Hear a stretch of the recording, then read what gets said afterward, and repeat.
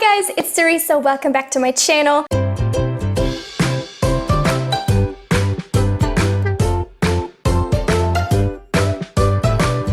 Today I'm very excited to be continuing my worst to best video series where I basically rank every single book of a certain category, and today, for the first time ever, I'm gonna rank every single new release of this year. Altogether, I ended up getting to 17 2019 releases this year, so that's a pretty good amount, I think. Obviously, it's not everything, and obviously, these are just my personal opinions on these books. It's definitely not like a objective list in any way, shape, or form, but this is my ranking of all the books that came out this year. So without further ado, let's jump right into it. Before we get into the ranking, here is my full list of the ratings that I gave to 2019 releases this year. I have 1 DNF, 4 1 stars, 3 2 stars, 5 3 stars, 4 4 stars, and unfortunately 0 5 stars. I know, it's very sad. 2 books came very close to a 5-star rating, but they didn't quite hit it. So unfortunately, no outstanding 2019 releases, at least in my opinion, this year. The first book I have to mention is a DNF, unfortunately, and that is Machines Like Me by Ian McEwan. I did not rate this book, so it's not part of the full list. So I wanted to kind of mention it outside of the rating because it is a 2019 release and I didn't particularly enjoy it, but I didn't read enough to feel comfortable to actually put it in the ranking. This book is set in an alternate universe 1980s time in which science is quite advanced and we have these artificial humans that are called Adam and Eve, and the main character purchases an Adam and his girlfriend then also falls in love with this Adam, so they have like a weird love triangle going. There's also a mystery about his girlfriend's past and stuff like that. I didn't get too far into it, only about 100 pages of 300, so I did have some idea of what the book was like, and I just honestly didn't gel with it at all. I wish it had focused more on the AI aspect of it and like the people and how they really deal with this artificial human in their life. Rather, the book talks a lot about alternate reality, politics, and history, and honestly, I could not care less about that at all. I think it was very, very boring. That's not what I wanted of this book. If that's what other people wanted this book, more power to you, go read this, you probably enjoyed more, but it just really wasn't for me. If you've watched my worst books of 2019 video, you will have already encountered some of these books. The absolute worst book, in my opinion, that came out this year was The Devouring by Christine Lynn Herman. I did a full individual rant review on this. It's very detailed. I give you all the spoilers of the story and like try to piece together what semblance of a plot there is and like try to bring up some questions that at least I had in the book and like that weren't answered. So I go very in depth and in detail. Go watch that video. This book is fantasy. There's a small town, founding families, a beast that lurks in the gray, which is kind of like the Stranger Things upside down, and they have to defeat it. There you go. It's the worst book I've read this year. On place 15, we have Well Met by Jen DeLuca. I also have an individual rant video for this one that I will also link everywhere. Go check it out. This book is an adult romance novel set at a Renaissance fair, follows a woman that gets kind of roped into helping out at the fair, and then she falls in love with the main organizer of the event. I thought the book was pretty shit. That's why I called the video Well Shit, because I'm witty like that. But yeah, watch the video. This was pretty terrible. On place number 14, I have The Beautiful by Renée Ahdieh. Again, I also have a rant video for this one. Everything is linked, as always. This is a historical fantasy novel that follows a French girl named Celine who moves to New Orleans to live at a convent after something horrible happened in her life. And oh, it's set in the 1880s. I always forget to mention that. I don't know why. It's set in the 1880s, and then she gets roped into some paranormal things, and it's very bad. Again, I keep saying that because it's the only thing I can say about these books without going into detail, which I have already done, so I don't want to repeat myself a million times. And then my last 1-star was My Lovely Wife by Samantha Downing. Shocker, I also have a video about this book. So go watch it if you want more thoughts. This is a thriller. It follows a man who kidnaps women for his wife to torture and kill. And it's been described as like a female version of Dexter. It isn't really. It's just like very boring. There's no plot twists really. It's not very interesting and I didn't enjoy it. That's why I gave it 1 star. Then we get into the 2 stars. I have here Very Nice by Marcy Demansky. This is, I think, a literary fiction novel, and it follows a college girl called Rachel who sleeps with her creative writing professor, and then he kind of ends up not having a place to stay, so he moves in with her over the summer into her like family house, and also has a relationship with her mother, Becca. And there's a ton of characters in this book that kind of all know each other or are somehow connected to each other, and it follows basically all of them. And they're all very unlikable, horrible people, which is the point. I get that.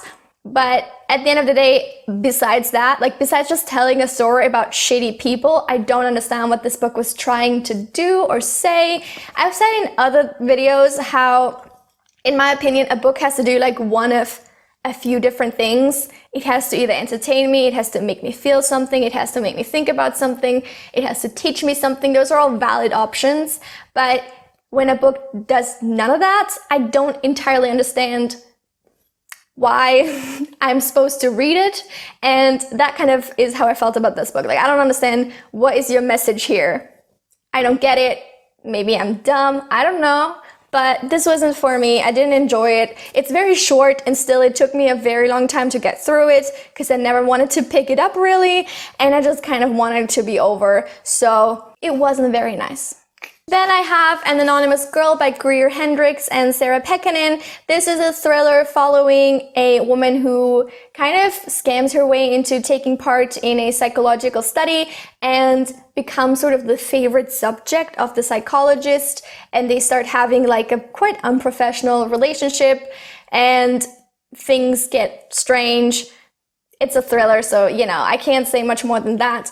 But I didn't think, again, that this book was very thrilling. I thought it was quite boring, to be honest. It's not poorly written, but it just doesn't really work as a thriller because I didn't really care about the characters. I didn't really care to see what they were going through and what was going to happen next. I wasn't ever like scared, didn't feel any suspense. Also, I've said before, I don't really understand this obsession of like almost every thriller writer to write about like an obsessive therapist, or like, you know, take psychiatry or like psychology and like make it weird and like creepy.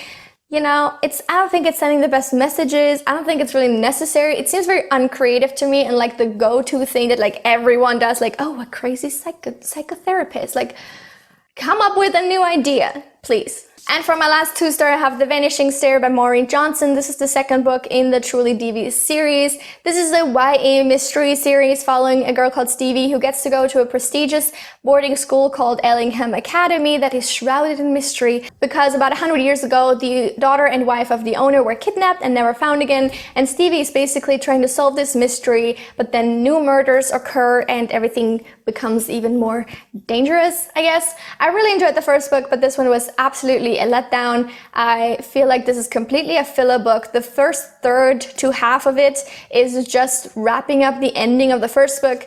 Then there's a lull, and then, you know, everything, the plot of this book like happens within 100 pages. There's a ton of revelations that you can't really feel anything about because they happen so quickly and you never have really time to process them.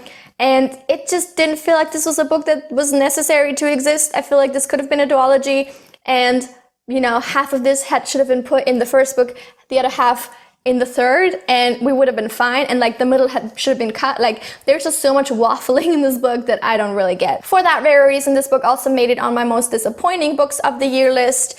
And I just sincerely hope that the third book is gonna be better. As always, my most frequent rating is a 3 star, so we have quite a few to get through here. The first is Dark Shores by Danielle L. Jensen. This is the first book in a new series, and it's set in this fantasy world that is divided into the East and the West. And there's a merchant people that are the only ones who actually know that they both exist and they can travel between them. When the East finds out that the West actually exists, they basically force these merchant people to show them the way because they want to invade it and all that stuff.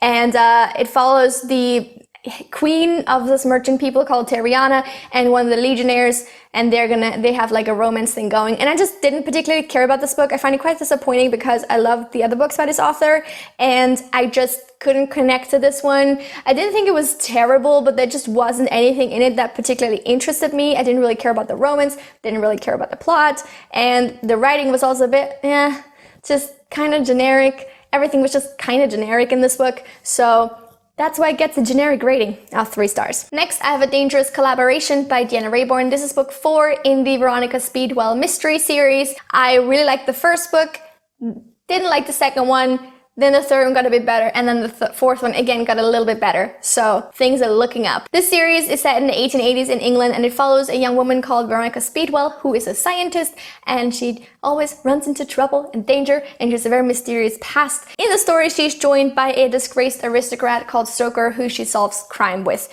and they also develop something of a relationship, hopefully, finally. I can't say too much about this book, obviously, because it's the 4th one in the series, but in this particular mystery, we follow Veronica and Stoker to a house party that is given by like a friend of his, I think. And at first, everything seems fine, but then they find out that every single guest is somehow connected to the host's wife, Rosamund, who disappeared just after her wedding, and her husband is basically still searching for her, so that's kind of the mystery of it. I think it was a better book than the previous ones, again, because in this case, I felt like the main characters had a stake in the mystery, which is kind of a prerequisite for me to feel like there's a point in me like even finding out who the killer is or the culprit or whatever. So I enjoyed this one, but it could have been better. It could have been much better. It could have been like the first one, but it wasn't.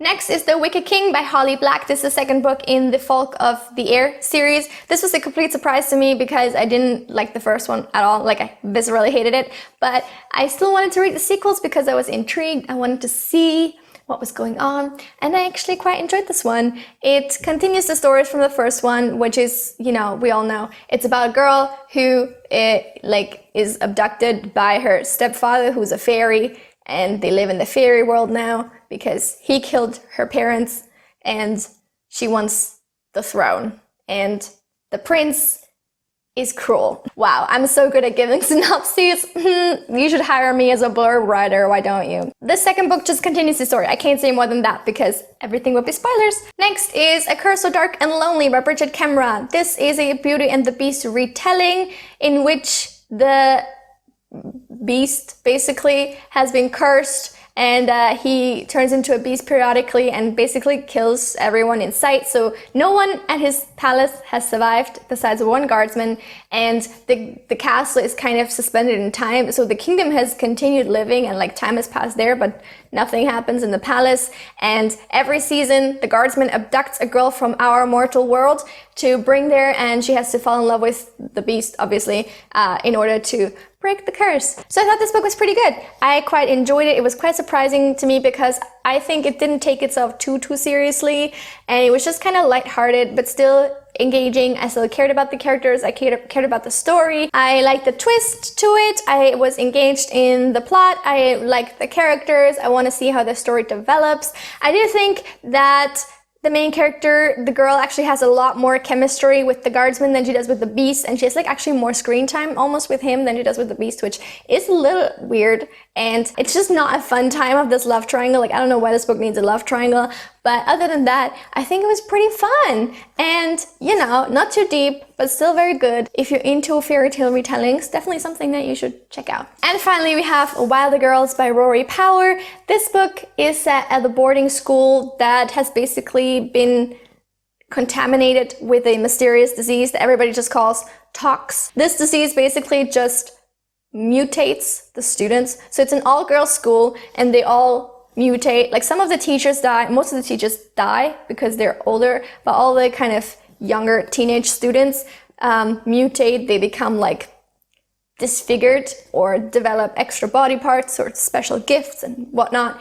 And they also notice that the wild around them is kind of crouching in. They're quarantined, so nobody can leave and nobody can, you know, come visit them at all. They sometimes get like supplements and supplies from the military, but that's about it. They have no outside contact. It just follows 3 girls that are very close to one another as they basically try to survive this horrible situation that they're in. I really enjoyed this book all the way through. I thought the writing was absolutely beautiful. I really enjoyed the story. It's quite dark and sometimes graphic because you read about these like disfigurements and the stuff that happens to them, which isn't pretty. At the same time, I like the relationships a lot between the characters. The only thing is that right at the ending, it kind of caved for me, and I didn't enjoy the way it ended. It didn't really make much sense to me. It felt a little bit rushed, and I feel like more time just should have been spent on the story. I think this is supposed to be a standalone, but I think it will also be suited really well to being a series because there's so much left unanswered, so much more I want to know. The ending is kind of open, so I would love to see how the story continues. Then we get into the 4 stars. My first 4-star is The Queen of Nothing by Holly Black, the final book in the Folk of the Air series. Again, very surprising to me that I enjoyed this so much. Honestly, based on the first one, did not see that coming at all. This book, again, continues the series, so what can I say? But I like the way the story developed. I thought there were some things happening in the plot that I didn't see coming that were quite interesting and exciting. I liked the way that the characters grew as people, developed an actual personality, and I just enjoyed this. Like, this doesn't have like a ton of literary merit, but I don't think it has to in order to be enjoyable, and I definitely enjoyed this one a lot. So yeah, ultimate fun, kind of guilty pleasure series, definitely. My next 4-star is The Turn of the Key by Ruth Ware. This was my first book by Ruth Ware that I ever read, and I actually really enjoyed this. I've heard from a lot of people that Ruth Ware isn't super creative as a thriller writer, but her atmosphere and the way that she tells the story really works, and that's honestly how I felt about this book. I enjoyed myself so much while reading. I was on the edge of my seat. I couldn't stand it. Like, I was literally terrified the entire way through. It was so suspenseful. I was so excited, but then the ending happened and I was like, oh, kind of like a balloon deflating. That was the ending of this book. And I feel like, given the setup, so much more could have been done with it, but it was still a solid thriller, and like, I enjoyed myself all the way through. This book follows a woman who answers an ad searching for a live-in nanny, and she goes to this family and lives in their house, which is like a smart home. So like, everything is super high-tech, automated, voice-controlled, whatever. And things start to go wrong. Don't want to say more than that, but it's pretty good. I quite enjoyed this. I think if you want like a really deep thriller, like something that's like psychologically terrifying in the ending, this isn't it. But I still enjoyed it. I still think it was really well written, and to me, again, the most important part about thrillers really is that I enjoy myself while I'm reading it, because, well, it's fun and like much more memorable, obviously, when you finish a book and you're like, oh my God, what the fuck? My mind is blown. That's always ideal. But honestly, second best to me is that I read a book that I just like am invested in and interested in throughout the reading experience. And that's definitely what this one was. So I still recommend checking it out if you're interested. And then we're already at my second best 2019 release, and that is House of Salt and Sorrows by Erin A. Craig. This is a 12 Dancing Princesses retelling that is also very dark, which I appreciate. In this one, the princesses and their father live in like a kingdom on the sea, basically. So they're like the people of the sea. And since their mother's death, 4 of the sisters have also passed away in quite close succession. And especially the last death seems a little bit suspicious to the main character. So she starts investigating, and things go from there, and they become progressively darker, progressively more intense, and almost more confusing to the reader, because you're just wondering what the hell is going on right now. Like, the book starts in one direction and then completely shifts into a different one, and to me that was so surprising and in a positive way, and I was just hooked. I couldn't stop reading this. I really enjoyed this. I will say this does come with some of the limitations that a fairy tale usually comes with. There isn't super much development on each individual character or on their relationships. A lot of the elements of the story are quite convenient, and there isn't a ton of world building, but to me that's kind of what defines a fairy tale in a sense, because that's kind of how classic fairy tales are written as well. So it's not written like a classic fairy tale, but it does have some of those same markers, and I actually kind of like that. So if you don't, maybe this isn't for you. If you do, definitely check this out, or if you like the 12 Dancing Princesses as much as I did. And this one is basically a fairy tale plus a murder mystery, so I mean, I was pre-programmed to enjoy this, and I definitely did. And then my favorite book that came out this year was definitely Daisy Jones and the Six by Taylor Jenkins Reid. I gave this 4.5 stars as the only one among this bunch. This one is obviously following a fictional band in the 1970s, from the time that they get together to the height of their fame to their eventual breakup. and I just enjoyed this. I like this kind of glimpse into the backstage of what their lives looked like. I like the relationships, I like the writing style, I like the way that this story was told. It's told entirely in interviews, so it does take some time to get into it and to get used to it, but I really enjoyed this, and I mean, most people did. I know of almost no one who didn't like this one. So I think it's a really good book. If you haven't checked it out yet, please do. I really enjoyed it, and I'm sure you would as well, because it's really good. And that is it for all the books I read in 2019, ranked from the worst to the best, obviously only based on my own opinion, because I don't have any others to go on. Please do me a favor and let me know in the comments if you would have ranked these books any differently and how. Also, let me know if there are other 2019 releases that you think I should definitely check out in 2020, because, you know, there's always a lot of books that fall through the cracks. Obviously, I can only read so much every year. I read a ton of books that are not from the current year, so I miss a lot. So let me know which ones you think I should definitely put on the top of my TBR. Thank you so much for watching this video. Please don't forget to like, subscribe, the usual, and come back very soon for more videos. Until then, have a lovely week. Bye!